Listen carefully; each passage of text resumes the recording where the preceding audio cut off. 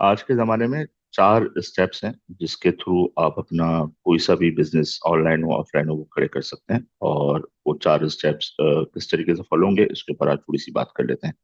अगर आप मुझे पहली दफ़ा सुन रहे हैं तो मेरा नाम है वकार और मैं जिंदगी के कुछ ऐसे टॉपिक्स के ऊपर बात करता हूँ जिन पर अब कोई भी बात नहीं करता।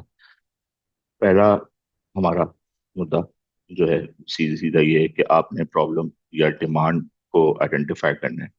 इसमें सबसे बड़ा काम जो है वो ये है कि आपने मौजूदा एग्जिस्टिंग प्रॉब्लम्स को देखना है। आपने प्रॉब्लम या डिमांड को इन्वेंट नहीं करना। अगर आप इस चक्कर में लग गए तो एक एंडलेस लूप है जिसके थ्रू आप कभी भी बाहर नहीं आएंगे। तो आपने आइडेंटिफाई करना है लोगों को और उनके साथ उनकी जुड़ी हुई प्रॉब्लम्स को जिनको आप सॉल्व कर सकते हैं। ऐसी प्रॉब्लम्स, ऐसी डिमांड्स, ऐसी चीजें इनके थ्रू लोग स्ट्रगल कर रहे हो, चाहे वो आपके आसपास के लोग हों, आपकी कम्युनिटी के हों, आपके शहर के हों, आपके मुल्क के हों, या दुनिया की किसी एक जोग्राफी के हों। अगेन, आइडेंटिफाई द प्रॉब्लम्स जो ऑलरेडी एग्जिस्ट करती हैं, इन्वेंट नहीं करनी है। उसको चले जाएं। इसका तरीका ये है कि आप पेपर के ऊपर जो है ना वो 10 ऐसे मसाइल लिख लें तो लगता है कि स्ट्रगल कर रहे हैं जिससे लोग, और फिर लोगों से डायरेक्ट फीडबैक लें, डीएम्स के थ्रू पोल्स करवा लें, सर्वे करवा लें कि वो कितना स्ट्रगल कर रहे हैं, क्या डिमांड है, ताकि आप वॉल्यूम पता कर सकें।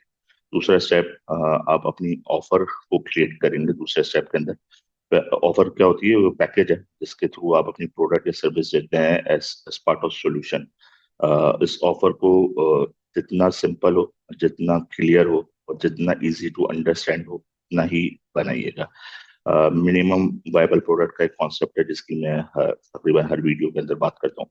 तो उसके ऊपर फोकस करें कि मिनिमम वायबल प्रोडक्ट को ये ना हो कि आप शुरू से ही जो है ना बहुत बेहतरीन सोल्यूशन बना रहे हो। बड़ा काम आप पहले कर चुके हैं, डिमांड को आइडेंटिफाई कर चुके हैं। उस डिमांड को सॉल्व करने के लिए जो भी आपकी ऑफर है उसको आप मिनिमम वायबल प्रोडक्ट की कानून के तहत उसको डिजाइन कर लें। उसमें कम से कम डिलीवरेबल रखें कि आप क्या चीज़ प्रोवाइड करने वाले हैं, क्या होने वाला है। आप एज अ ट्रेनिंग कुछ देने वाले हैं, ऑनलाइन कोर्स कुछ देने वाले हैं, आपका कुछ सॉफ्टवेयर आने वाला है, आपका कोई एक्सेस शीट आने वाला है, या आपका कोई मैनुअल, कोई प्रोडक्ट है, कोई फिजिकल टेंजिबल प्रोडक्ट है जो लोगों की उस प्रॉब्लम को सॉल्व कर देगा। तो डिलीवरेबल आपकी ऑफर का पार्ट होना चाहिए। उसकी प्राइसिंग क्या है, और अगर हो सके तो गारंटी नाम की भी कोई चीज दे दीजिएगा ताकि लोग उसको देख सकें। और हाँ, ऑफर जितनी आसान होगी इस बात को उतना लोग जो है ना वो इजिली ग्रेस्प करना शुरू कर देंगे। स्टेप नंबर 3, विजिबिलिटी के ऊपर काम करें। अगर पिछले जमाने के अंदर जो है ना वो कोई भी बिजनेस होता था तो वो फ्लायर या पंपलेट होते थे जो जुम्मे की नमाज के बाद या कहीं मशहूर जगहों पे, कॉलेज के बाहर, ये जो भी इंटेंडेड मार्केट है उसके बाद छप जाते थे, उसके बाद बढ़ जाते थे। लेकिन आज डिजिटल का दौर है तो आप डिजिटल मार्केटिंग के ऊपर थोड़ा सा काम करें। पेड भी हो सकती है, कंटेंट क्रिएशन करना शुरू कर दें। मेरा मशवरा है कि आप कंटेंट क्रिएट करना शुरू करें और ऐसा करना शुरू करें कि वैल्यू आप प्रोवाइड करें। आप ये नहीं हो कि आपने एक फेसबुक पेज बना लिया या इंस्टाग्राम बना लिया और उसके अंदर सिर्फ और सिर्फ अपने फ्लायर या अपनी प्रोडक्ट या अपने ऑफर को मार्केट कर रहे हैं। ऐसा ना करें। आप कंटिन्यूसली जो है ना वैल्यू प्रोवाइड करें अपने कंटेंट के थ्रू, लोगों के मसाइल हल करें। इससे होगा क्या, इससे ट्रस्ट बिल्ड होता है। लोग आपको जानना शुरू कर देते हैं कि जी वकार है या शफकत भाई हैं, वो जो है वो कोई एक चीज के चैंपियन है और लोगों की प्रॉब्लम सॉल्व कर रहे हैं थ्रू फ्री कंटेंट। तो उसके थ्रू ट्रस्ट बिल्ड होता है, फिर अल्टीमेटली वो फनल के थ्रू वो आपके पेड जो भी प्रोग्राम्स है या जो भी सर्विस है या ऑफर है उसकी तरफ आ रहेंगे। Last but not the least option, अपनी स्केलेबिलिटी के ऊपर जरूर काम कीजिएगा, लेकिन जब भी कीजिएगा जब ऊपर की तीन चीजें चल जाए, यानी आपकी डिमांड आइडेंटिफाई हो जाए, आपका ऑफर बन जाए और आप उसको बेचना शुरू कर दें, वो चलना शुरू कर दे। फिर आप अपनी सारी एफर्ट जो है ना उसको स्केल करने के अंदर लगाएं, उसके अंदर मजीद इन्वेस्ट करें, उसमें प्रोसेसेस को बनाएं, उसमें सिस्टम्स को ऐड करें। अ, जैसे कि अपनी कन्वर्जेशंस को आप इम्प्रूव कर सकते हैं, अपने केपीआईज बिल्ड कर सकते हैं, अपनी ग्रोथ के चैनल्स आप क्रिएट कर सकते हैं। मैट्रिक्स लगा लें कि भाई मेरी कन्वर्जन रेट क्या है, कॉस्ट ऑफ एक्विजिशन क्या बन रही है। प्रोसेसेस को ऑटोमेट कर लें या आउटसोर्स कर लें, जो भी जैसा भी है। तो जितना पैसा, मेरा मशवरा है कि आप अपनी मार्केटिंग के ऊपर ज्यादा लगाइएगा ताकि वो स्केलेबिलिटी जो है ना वो फिर एक रीजन से निकल के दुनिया के अंदर पहुंचे और फिर दुनिया जानने लगेगी कि शफकत भाई जो है वो फला काम कर रहे हैं। He started with one area in Karachi. उसके बाद फिर वो पाकिस्तान में फैले, फिर वो रीजन जो साउथ एशिया का या सब रीजन है वहाँ फैले, फिर मिडिल ईस्ट गल्फ के अंदर गया, फिर दुनिया के अंदर जो है वो ग्लोबलाइज हुआ है। तो स्केलेबिलिटी का ऑप्शन भी अपने जहन के अंदर जरूर रखिएगा। ये तो चार स्टेप्स के फॉर्मूले थे, बहुत जल्दी से बहुत आसानी से, उम्मीद है कि आपको समझ में आ गए होंगे। इसके अलावा कुछ पॉइंट्स और हैं जिसके ऊपर मैं चाहता हूँ कि आप और करें और इसको अपने ब्लॉकर का पार्ट ना बनाइएगा।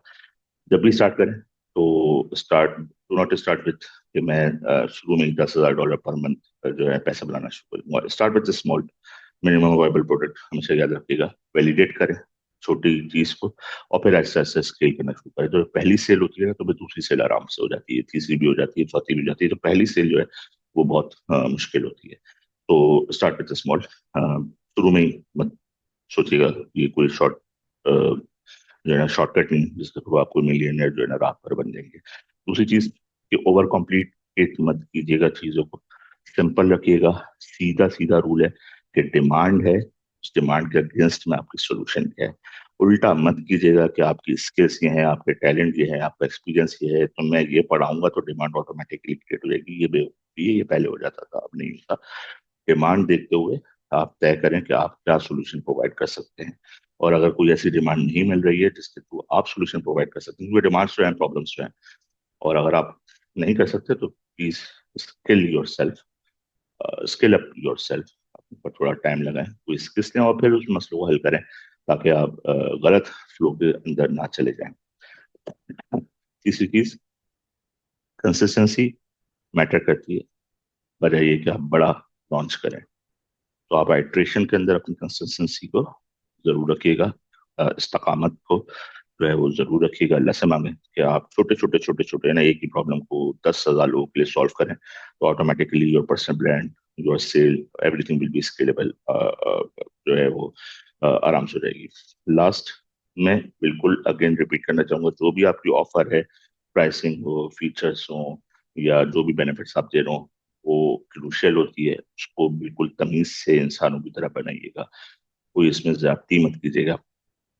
अप्रोचेस दोनों है कि आप हाई टिकट प्राइस के ऊपर जा सकते हैं, या फिर शुरू में आप अपने पैसे लो रखें और फिर आहिस्ता आहिस्ता बढ़ाएं। दोनों चीजें, दोनों फीचर्स अवेलेबल हैं, लेकिन जो आपको सूट करती है, जो आपकी टारगेट ऑडियंस को सूट करती है, उसके ऊपर ही रहिएगा, लेकिन मेक इट सिंपल। उम्मीद है ये छोटी छोटी चीजें आप लोगों के काम आ रही होंगी, कुछ ना कुछ जो है वो आप लोग कर रहे होंगे। कहीं फंसे तो बीच में मुझे आप कमेंट कर सकते हैं, कांटेक्ट कर सकते हैं। मैं पैट्रियन के ऊपर भी आ गया हूँ, तो वहां पर भी आप मुझे फॉलो कर सकते हैं। अपना बहुत सारा ख्याल रखिएगा, मिलते हैं नेक्स्ट वीक।